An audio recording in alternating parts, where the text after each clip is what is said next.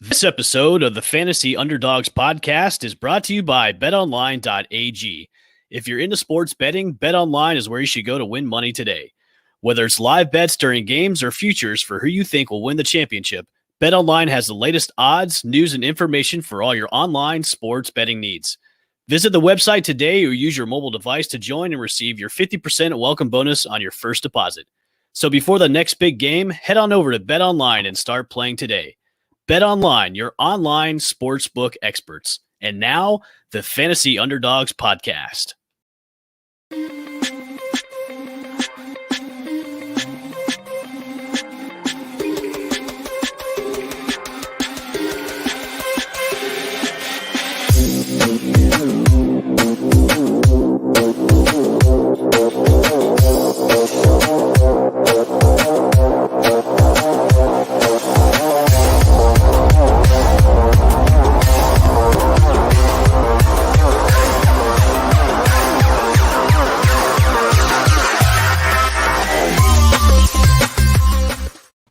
And welcome, everybody, to another episode of the Fantasy Underdogs podcast, brought to you by the Believe Podcast Network and betonline.ag, where, if I would have recorded the new ad, it would say, if you sign up today, you get not 50, not 75, you get 100% sign-up bonus.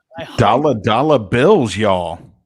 Sign-up bonus if you go on betonline.ag and put in the code NFL 100. So go that's today. Big. That's huge. Massive.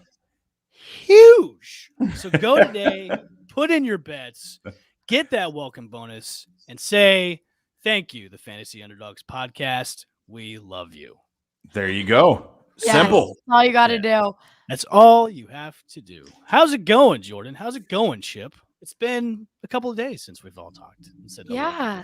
It I has. feel like this week is just going really slow for some reason. Like I keep waking up thinking it's the weekend and that just hasn't happened yet. So See, I am the total opposite. I think this week has Really? gone by super fast, like super duper fast. Like today is actually my Friday because I'm taking tomorrow off.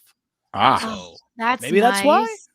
That's Yeah, maybe nice. that's why. Yeah. You know, I feel like things just keep getting piled on and yet the week isn't ending. And I'm like, why? Why can't it just be Saturday and Sunday? Yep. My week has been awful because I'm a Falcons fan and because I'm 0-2 in fantasy. So, I mean, it's trying every week for me. So, slow. I'm sorry to hear that, Chip. But That's all you know right. what? Things will get brighter. Things will get better. Yes. Because you know why? There's only one way, and that is up. There you go. Look There you at go. Evan being so motivational right I love now. it. See? I know. I love it. I don't. Yeah, it's been okay. Well, we've got a great show today. We've got a plethora of topics to go into. Who has the bigger upside going forward in this fantasy Whoa. football season? Yes, I'm using big words, Chip. Did I say it wrong? What? Oh, A little, but it's plethora. fine. Plethora. No, Plethora. however you said it was perfect. That was fine. Yeah, I that know. was fantastic. Somebody get me a dictionary. I don't care. Hey, it's all good, buddy. I'm Well, with you. that's why you're We here. knew You're what like, you meant. We knew exactly Thank what you were you. talking about. You know what? I'm tired. You know what? So I can mess up a word here. And there. Yes, you can. Yes. I can do that. Okay. We've got who has the bigger upside going forward. There's been a lot of hot waiver wire pickups, especially for week 3 coming out of week 2. We've got some teams that are 0-2. Who is going to win this week and get their first win?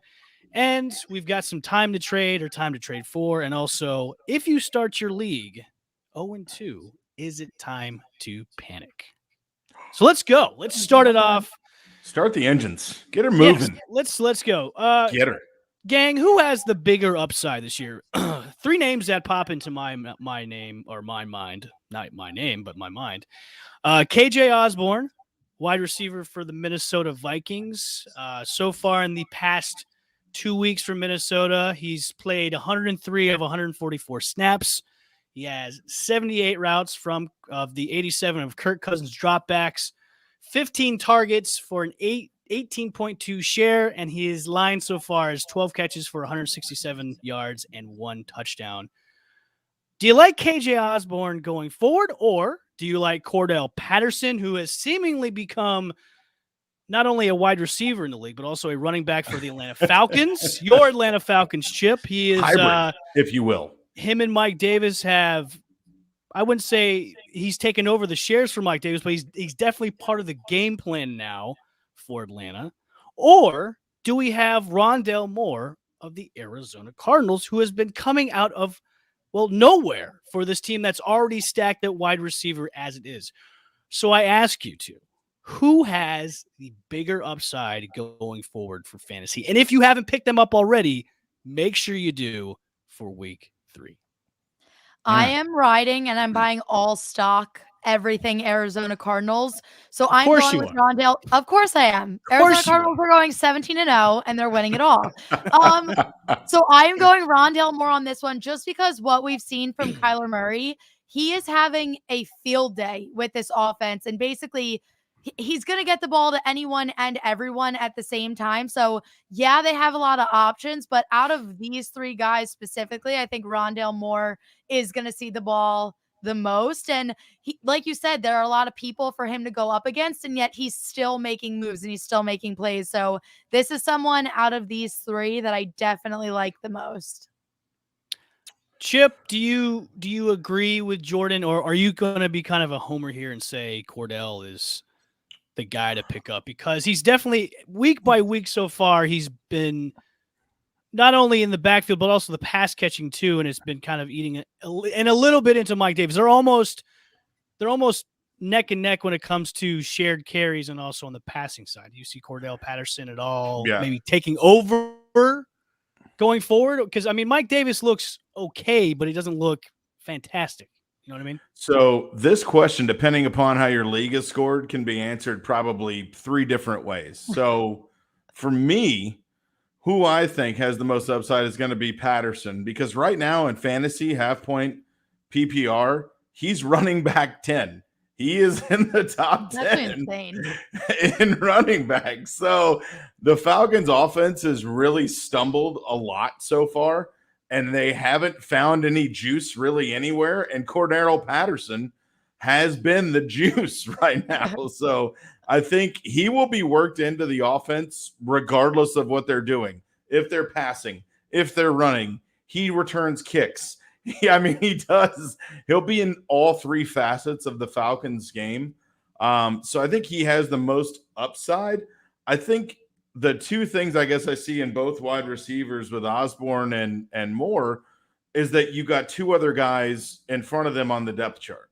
So there's 2 other guys. I think Kirk right now is 1 point difference with Rondale Moore, and he's seeing about the same targets. And I think with Osborne, Justin Jefferson is only a 4-point difference overall points scored, and Jefferson's gotten more targets. So for this, I just think these guys are shiny objects because we don't know them, and the league doesn't know them yet. So yes, these are shiny things over the test of time and course of time. If KJ Osborne outscores Justin Jefferson, I think I quit fantasy football forever, because if that happens, it's pandemonium. So that's kind of what I think. I think Cordell Patterson just he can be 3 different positions if the Falcons need him to be. So I know in Yahoo you can play him as either a running back or a wide receiver. I don't know if ESPN has done it where you can plug him. ESPN has him as a running back, and but not wide receiver. Sporty Jordy here, he's running back 10 right now.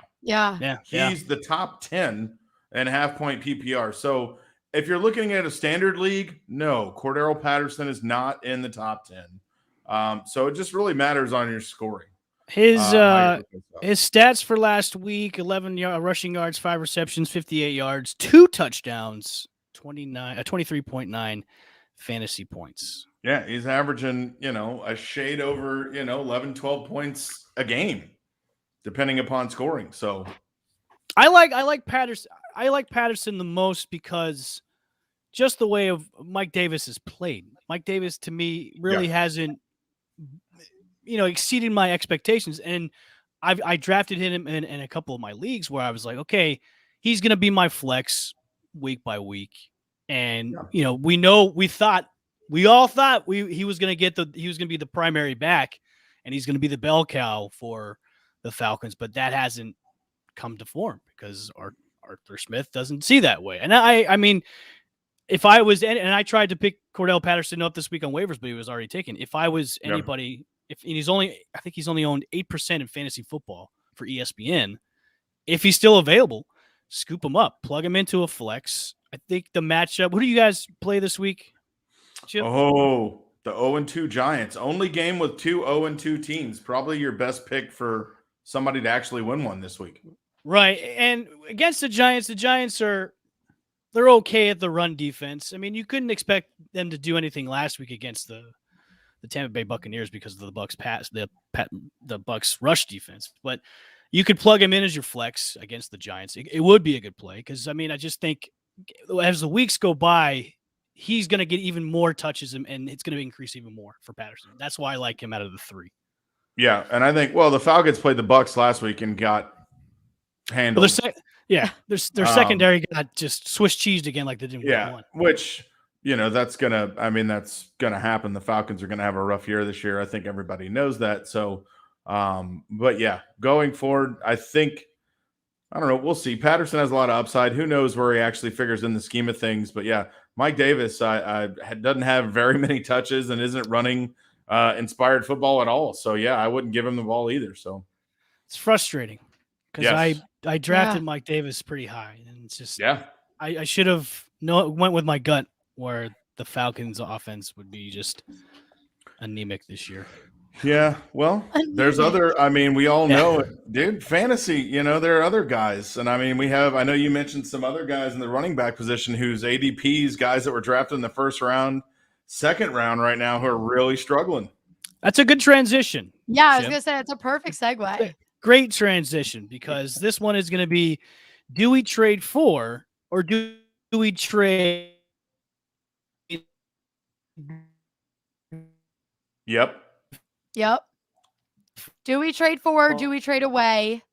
Clyde Edwards-Helaire, running back, or Zeke, or Jonathon Taylor. Which I think are three. First one comes off the top person last week. I'm back. You're back. Hey, welcome back. Yeah, my Wi-Fi was all messed up. It's okay. It happens. Spectrum. Go ahead. So, Jordy, who are you going for right now? I mean, out of those three, the bottom of the barrel seems to be Clyde Edwards-Helaire, who I have, and I just want to shoot. But who are you targeting, or who would you go get? Whoa! Let's step back on the violence, the gun. Yeah, violence. I think you said you want to shoot him. Oh, no, I thought you said shoot him. Oh, okay. Yeah, your internet's playing games on you. I'm not. Oh, I heard shoot too. No, that's what I heard. Who would you shoot for? It's almost like saying what Brian Kelly did, like we all should execute everybody on this team, but I guess we misinterpreted that. So, okay. On a much lighter note, that's what Brian Kelly said, head coach of Notre Dame. He said I should execute all my. Yeah, I saw it. I saw that. I did not make that up. If I was anybody that was dumb enough to draft Zeke even after last year, I would be laughing. I just think it's comical at this point. Tell me you were one of them. I was one of them. Oh my God. So at this point, I'm going out and I'm getting Pollard, and I'm doing everything I can to put my stock in him because he is eating and Zeke is starving on the sideline, or not on the sidelines, but on the field, like just not doing anything. He's not even there. You don't even see him, which is great. I think it's absolutely hysterical. I love everything about it. But yeah, I think I've had so many people messaging me and talking to me like, how do I get rid of Zeke? Like, what do I do? Nobody wants him. And I'm like, why would anyone? Like, we saw it like kind of teetering last year where everyone was like, oh, come on, this is an off year for Zeke. And I think everyone expected to like go back to normal this year, and it's just not happening. So, he's someone I would definitely, if you can trade him, if you can find something to get for him, try. Evan. I've been trying, and it's just I was like, look, I'll throw you Zeke, and I'll maybe throw you a free lunch if you take him, and nobody's And a biting. free And I've lunch. said this, nobody's biting, and I'm Yeah. trying to sell low on this because I know the value of him isn't high at all, and like I have these expectations where the weeks will maybe get better, but I know for feeling that they won't. For some reason, did Dak and him have a falling out? Because I know according to like the Hard Knocks, they're boys, they're best friends, their bromance is there. Did something happen in between those weeks? Because Something, I wouldn't be surprised because something just feels off. Mhm. Yeah. I don't know if it's the new coaching. I don't know exactly what it is. Maybe that they just don't vibe with him as much. But yeah, Dak doesn't seem to be connecting with him at all. The one that I'm not super nervous about yet is Clyde Edwards-Helaire. I still think it's early. I think he's kind of in that same category as Najee Harris, where it's like they're still figuring it out. I would give them another week or two before I would it sucks. And I know in fantasy every week matters, but I wouldn't totally sell low on them yet. I still think there's an upside to those guys, but Zeke, I've been out of, and I wouldn't get anywhere near him. Great. Thanks for the pep. Do you like the Eagles, Jordy, at all? Or? No. Where would you? Are you an Eagles fan, or Where would we get that idea from? Well, I'll tell you, I agree. I think that the Monday Night Football game, Jordy, and I've never been more excited to sit down and have just Eagles, Cowboys, everybody coming to the party. Like, this is it.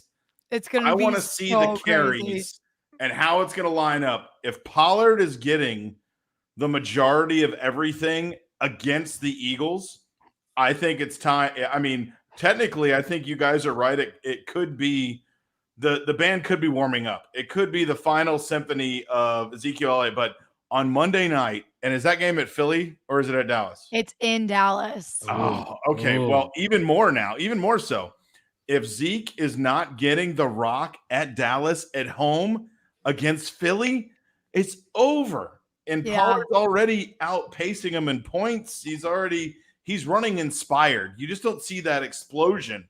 The yards after the first hit, you don't see any of that with him. So Monday night, I've circled the calendar. That's where you'll see the transition. If Pollard's back there more than Elliott, I think complete shift. But I am holding my breath with Clyde Edwards-Helaire right now. I'm playing him one more week, and this is it. And he's playing the Chargers this weekend. And tonight, I actually still have a little bit of time. I was kind of tossing around Robbie Anderson in a flex instead of Clyde Edwards-Helaire against Houston tonight because I think Darnold is going to light it up tonight, but I don't tell know. me that. I just took Robbie Anderson out of my flex. I would out of those two, I would go with Robbie Anderson over CEH. I'm thinking. So Jordy, you have the same issue? I don't have Clyde Edwards-Helaire, but no, but I have Robbie. I had him in my flex, and I've been rotating him week after week. I can just see this being, especially if it gets to the point where they're up so much, I can just see Christian McCaffrey running all over the Texans, and I can see this being a very run-heavy game. So I was like, Robbie Anderson might not touch the ball at all, so I took him out. I'm debating with that right now, and at the end of our show, I'm going to make a decision. But I will tell you this, just for our knowledge. The starting corner for Houston is out tonight, so he won't be playing. So you're already a corner down for Robbie Anderson. But I'm still thinking, I really do think Robbie Anderson could score tonight. And Clyde Edwards-Helaire is just not – he's averaging 5 points a game. So a touchdown is already better than that. So I think if anyone's trading Jonathon Taylor, hit them on the head with an anvil and take it. I mean, if you can go get him – go get him, because the Colts don't have a starting quarterback, really, at least right now. We don't know who's going to start. And Jonathon Taylor will be getting the rock. So if anybody's trading him, go get him, I think. Here's my predicament. And I don't need Zeke. I have Chris Carson and Najee Harris, and then I have Zeke for my three running backs. Like, I don't mean Zeke. Yeah, Zeke, Zeke's week last week was okay. We're in half-point PPR. He had 17.7 points. He had 71 yards and a touchdown, which is it's decent. Yeah. But I don't want that every single week. I want more than that. And then my next team, I have CEH as my running back 3 because I have Nick Chubb, Najee Harris. You see a running thing with Najee Harris in me? No, I did the same exact thing. Oh, did you? Okay. I have him in every league. But I'm dangling CEH and Zeke in both of these leagues. Like, somebody, please take them, and nobody will take them. I'm like, just it blows my mind. Their performance so far is not indicative of anybody wanting to take them. They just don't. They don't see the uptick or the value. So yeah. But I don't know. Would you now tell me this? Tell me one thing. There are a couple players who are stars and some guys we've already alluded to have not shown up yet. Guys like Justin Jefferson right now. He is 3rd in the pecking order right now. And where you drafted him, there's no way. I mean, are people you couldn't sell? I would never sell Justin Jefferson. Would you be looking to him right now to sell him? I am. Really? I wouldn't. Only reason I'm looking to sell him is because I need running back help. That's the only reason why. Because my 2 wide receiver, I'm wide receiver heavy, and my two starters are CeeDee Lamb and also Justin Jefferson. But I think that's a very fair argument because in the league that I have Justin Jefferson, I have my run game is very strong. I'm pretty sure I have Derrick Henry and Najee Harris. So I'm in a comfortable position, and I also have good receivers behind him. So if he doesn't go above and beyond in the first couple weeks, I've still been okay. And I think he's on the up and up. Yeah. Kirk, we see him getting better. We saw him improve from week 1 to week 2. And I think that's going to continue to tread upward. And as long as Kirk shows up, that gives Justin Jefferson the opportunity to show up. So that's all you really need. But it's almost been like a flip because last year it was the emergence of Justin Jefferson and Adam Thielen took a back seat. And that's what we all thought. He still had 11 touchdowns. Well, I know, but Thielen is criminally underrated year after year. He is. It really triggers me. And I think a lot of people die on that hill that Adam Thielen is one of the best things that ever happened to me. But I think a lot of people thought this year Jefferson would exceed those numbers over Thielen. But I think so it's far, hard when Thielen's this good. People forget how good Thielen is. And that's why, when people were talking about drafting Justin Jefferson super early, I was like, hold off. Let him fall to you a little bit because I literally made the argument. They also have Thielen, and Thielen is also going to put up points. So, Thielen sees? I think he's caught under 8 passes, but he's got 3 touchdowns. They're all in the red zone, and they're all money catches. So with no tight end really, when Irv Smith Jr. went down, and then they lost, I think they got rid of Rudolph, and Conklin has been there, but he's been injured. They trust Thielen in the red zone, and that's who they end up going to. So one more for you guys. Tyler Lockett has been amazing. Amazing. He's have him. Stratosphere right now. You could trade Tyler Lockett right now and probably get almost anything you wanted. Sure. Is that something that now think about this? Tyler Lockett also has DK Metcalf, also has Russell Wilson, who started off on fire, but their schedule, they're in one of the toughest conferences in the NFL, hands down. Yeah.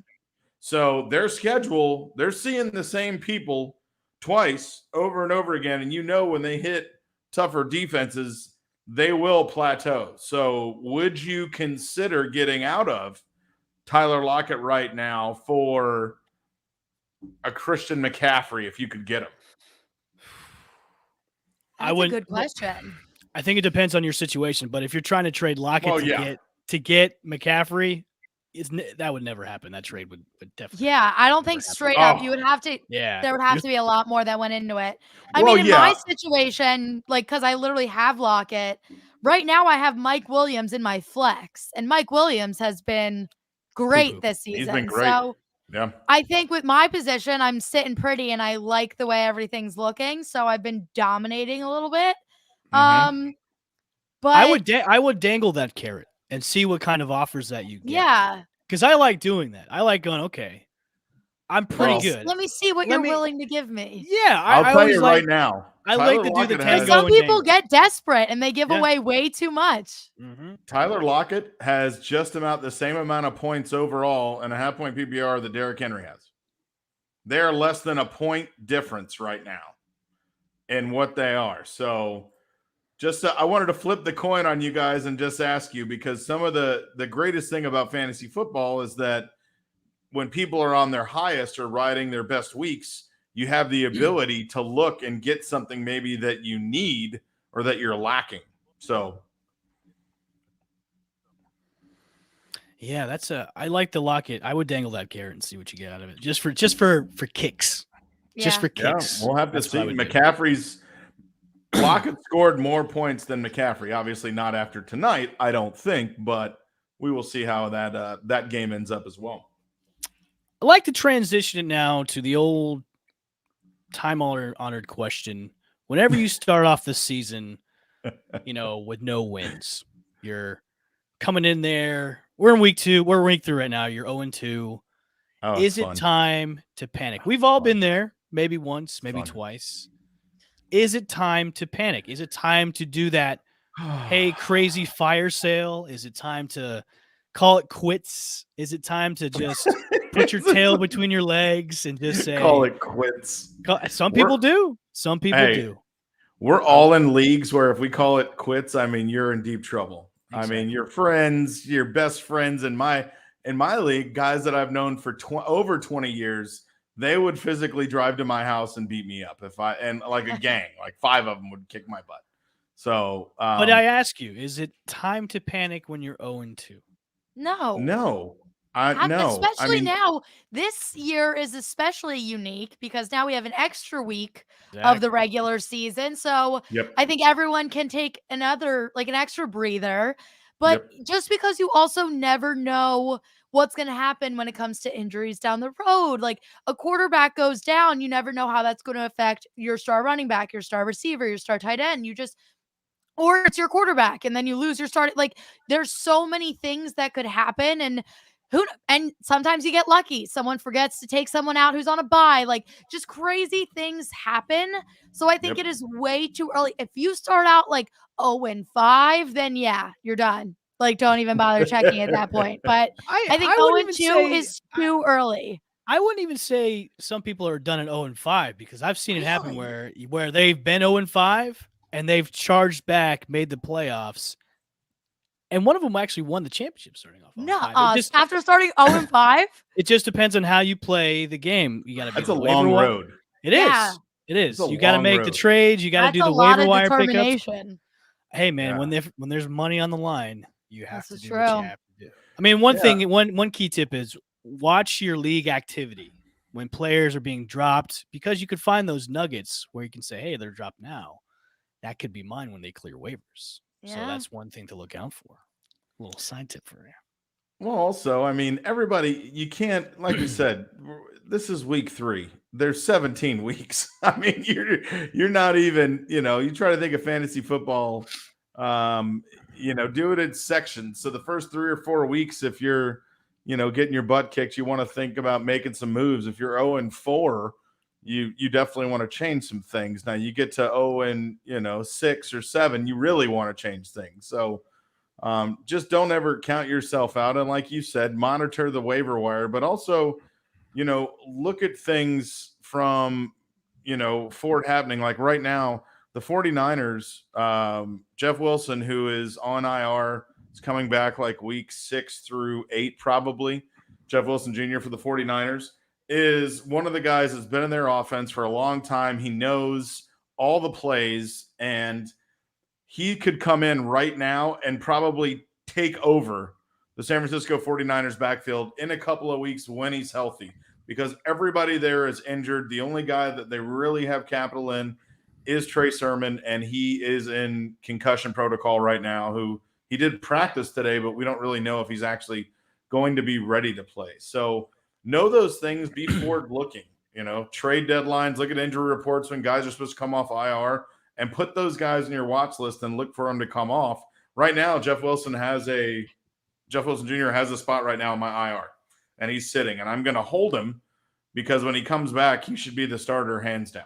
Yeah. There's a guy they actually signed to the – well, he's not in the practice. They actually signed to the 53-man roster is Jaquez Patrick from the XFL. Yes. Is a 6'2", 240-pound man who's a running back who a lot of people should maybe take a look at coming off the waivers. Is Jaquez Patrick from the XFL, who was on the Bengals practice squad until the 49ers said, you know what, we need another guy who could probably eventually go down in flames with injury on our running back tandem. So we'll see out of that. But I would take a look at Jaquez Patrick because, again, we don't know if Elijah Mitchell is going to be good to go. His shoulder is still banged up. We don't know if he's going to be good to go this Sunday. So the running back situation in San Fran is just one big question mark right now. So, but know that there's always two that typically do well, and Kyle Shanahan has always had two running backs that usually produce in fantasy football, both of them. Take that to the bank, buddy. I will cash that check any day from you, Chip. That's right. Any day. So speaking of 0-2s, we have a lot of 0-2 teams in the regular season. Who out of the 0-2 teams is going to be a loser this week, win their first game? Who out of these teams? We got the Lions who are facing the Ravens, the Colts facing the Titans this week, so don't laugh. We've got a pair of 0-2 teams going at it against each other on Sunday is the Falcons and the Giants, both 0-2. We also have the 0-2 Jags going against the Cardinals, and then the lowly, they shouldn't even be in this league, the Jets going against the Broncos, and then the Vikings going against the Seahawks. Who out of those teams could win their first game? I mean, you have to go with Atlanta. It sounded like all those other teams are playing other tems that are a lot better than them. Like. Yes, they are actually. Yes. I mean, it sounds like Atlanta, but hey, I think Atlanta and Giants. I don't know. There could be one touchdown or maybe 80 scored between both. Like, I don't know which way to lean, to be honest. So it should be fun. But yeah, I'll stick with the Falcons, and I'll be praying for Cordero Patterson on Sunday. Jordyn? Yeah, I was going to go right to that game too, because it's the only for sure, for a fact one of these teams is going to get a win. I'm going with the Falcons here. I think the other two, now this is like a very hot take. It would be big upsets. I think the other two to keep our eyes on would be the Vikings and maybe even the Lions.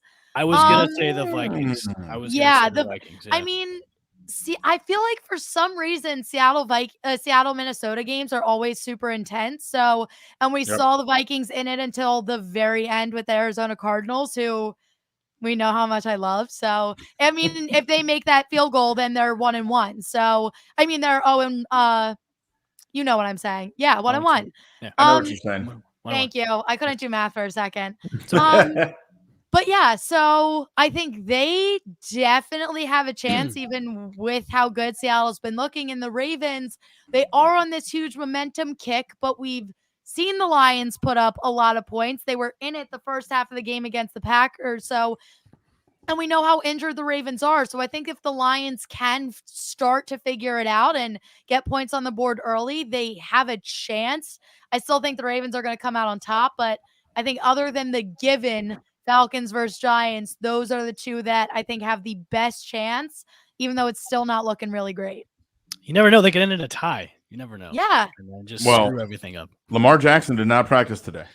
Yeah, because of his hip from his touchdown celebration.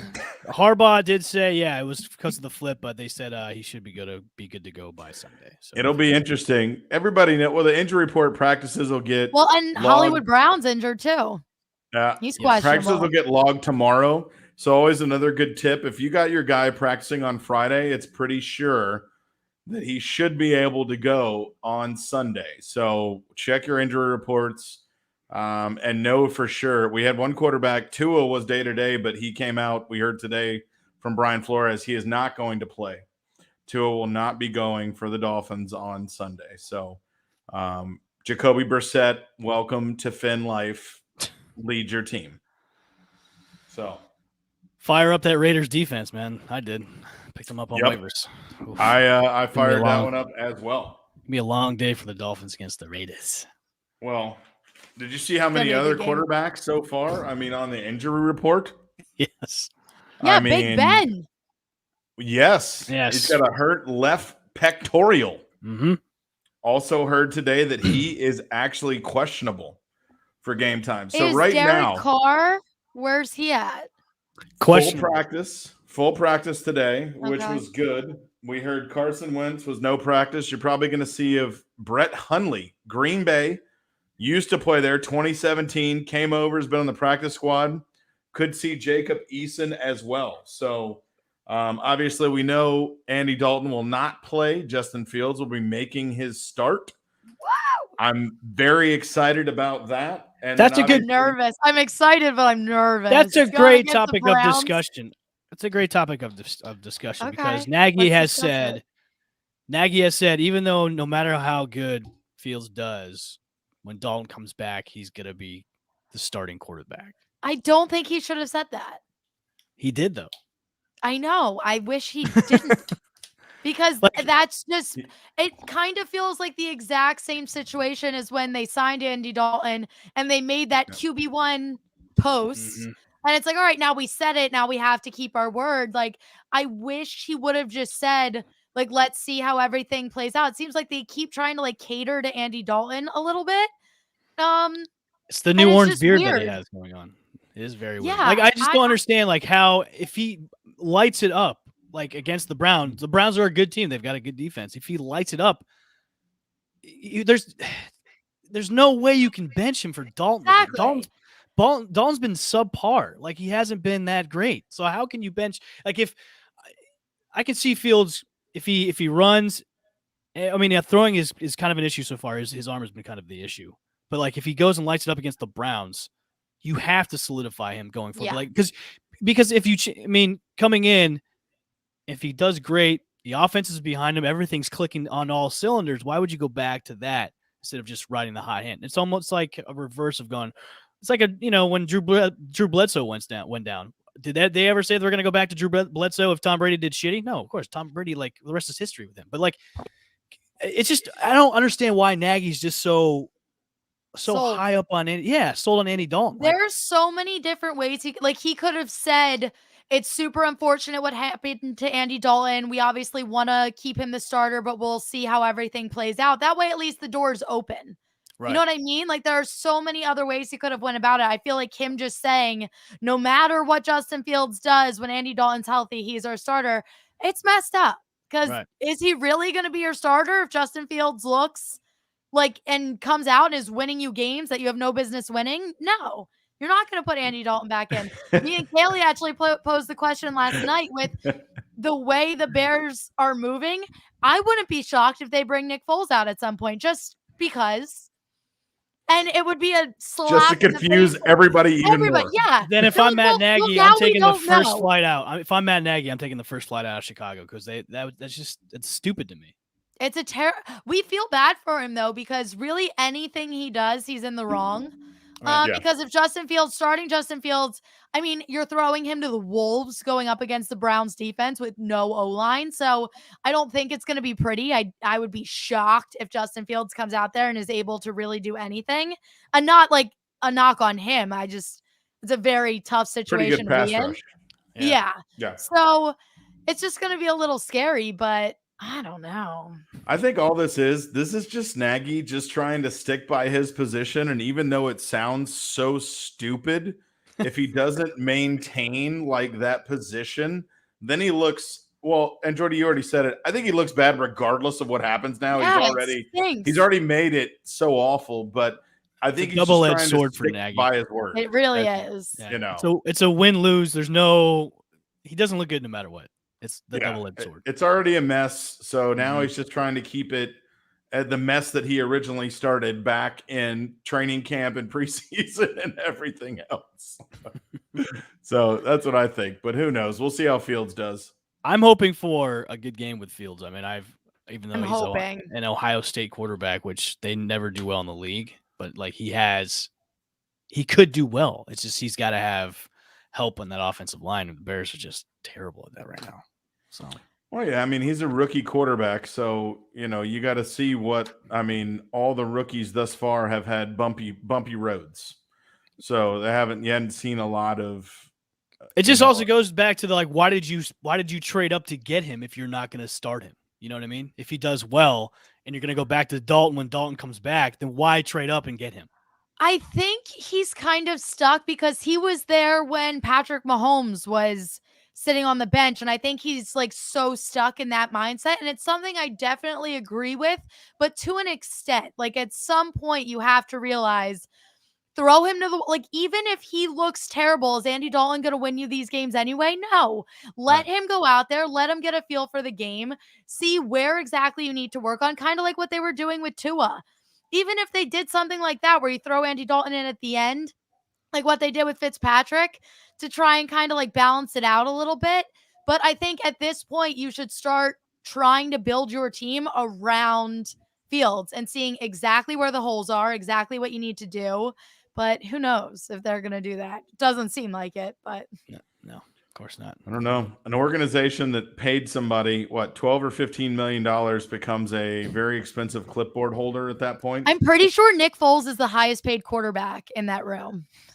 He might be. I think he is. I don't know. I think Chase Daniels was the highest paid backup for a while, and now he's there. There's a lot of money in that room that doesn't do very well, and now even with Dalton going down, it's even worse. So, Matt Nagy. Oh, bye, dude. I would not want his job right now. No. Get your ticket ready to fly out of Chicago soon. Mm-hmm. All right, so tonight's game is against the Carolina Panthers, the 2-0 Carolina Panthers versus the surprisingly 1-1 Houston Texans.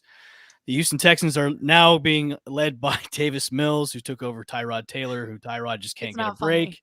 Another starting quarterback. No. Good. And Sam Darnold he might have rejuvenated his career by going to Carolina. He looks great under center for Carolina. Obviously this might be a clean sweep for all of us here for picking the Panthers tonight. Do you think this game is going to be any good tonight against these teams?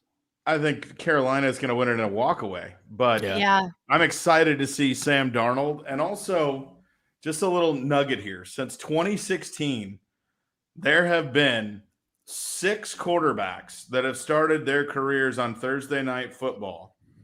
You know what the record is of all the rookies that have started on Thursday Night Football out of these 6? You know what the record is? 6-0. 5-1. Nah, that's not bad. Rookie quarterbacks making their debut on Thursday Night Football. So keep that nugget in the back of your head if you see a little Davis Mills, Stanford, Andrew Luck-esque going down the field. It's not. Evan. It's not. You got Brandon Cooks. No. You got Brandon Cooks, don't you, Evan? I do have Brandon Cooks. Actually, yeah, you do. I do. And I'm at the point of no return about either putting him in or not putting him in. I don't know what to do. Tonight's not a good night probably to put him in, but that Carolina defense is terrifying. Yeah, they're actually really good. And they're so young. I'm taking him out. I can't do it. Yeah. I mean, Brandon Cooks, Evan, has put you right now. He's in the top 10. He's number 10. He's had 2 pretty good weeks so far. He's had double-digit fantasy points past 2 weeks. Can't believe I made you draft him in the 16th round. It's the 16th round. I mean, by then you're drafting You drafted a top 10 wide receiver in the 16th round right now. Well, thank you, Chip. Good call, Chip. You're right. Thank you. I dropped Emmanuel Sanders, by the way. There you go. Well, it happens. So we're all a clean sweep. We're going with the Panthers tonight. Oh yeah, Panthers tonight. And did they already kick off? Because then I can't put in. No, they have not. Because I just took Brandon Cooks out of my lineup and switched him with Jonathon Johnson. I'm getting ready to have to really think about. We have 5 minutes. 8:20 is kickoff to decide. Jordy, are you going to go Robbie Anderson? Yes or no? No, I got. You're going to leave him out? Yeah. Oh God, I want to put him in. I'm actually going up against Kaylee too this week. Oh wow, okay. So we can talk more about that on Sunday, but he's out for me. I'm sorry. All right, I'm sticking to my guns. Your argument made sense with why you should put him in, because I do think he gets a touchdown tonight. That's what they're going to use him for. Yeah. Yeah. And so if he And gets he'll one get a deep touchdown, it's going to pass. be better than what Clyde's Edward-Helaire can do. So It's going to be a Brandon Cooks garbage time touchdown. I think maybe one of those. So Jordy, you're in on starting Robbie Anderson. for you, yeah. For me. I think this. I wasn't going to say what I was going to say. I was going to say I have better options. Well, I have a ton. Well, he's in my flex, but he's projected to score not many more points, like 3.8 or 3.2 Put him in. than Robbie Anderson. Do you have better options? Because I hate Thursday night games by starting off the fantasy week with. Well, I have Christian McCaffrey going tonight, so I'm happy about that. But okay. Well, I'm talking about in place of Robbie. Yeah, Anderson. like who is Clyde? Is Clyde Edwards-Helaire is the top.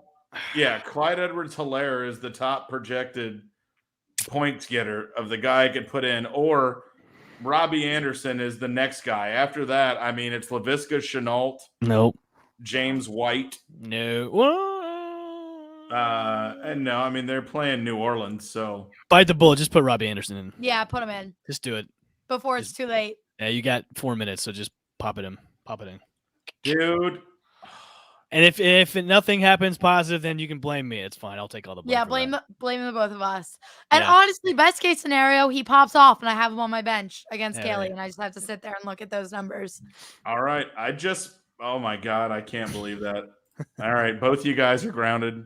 If I lose, I go to 0-3. I'm going to be really mad at both you guys. Oh no, because it's not time to panic yet, Chip. Because I'm not panicked, but obviously getting a win is kind of crucial. You want one. You shouldn't give one away. No. Just one. All right. Well, we'll see. Right. Robbie Anderson, I'm going to the long shot tonight. I really do feel like he'll have at least 72, 75 yards and a touchdown. I think that's probably feasible. Okay, I like that. Yeah, I think that's absolutely fair. I like that. Okay. Like I said, Carolina's going to have a great hot start. That's where Robbie Anderson's going to get all his points. And then Christian McCaffrey is going to run the ball second, third, fourth quarter. And the Texans are going to be able to do nothing. Well, the problem is I don't think Carolina's going to throw it that much. I think they're going to run it and get away from him. And then Robbie Anderson does nothing.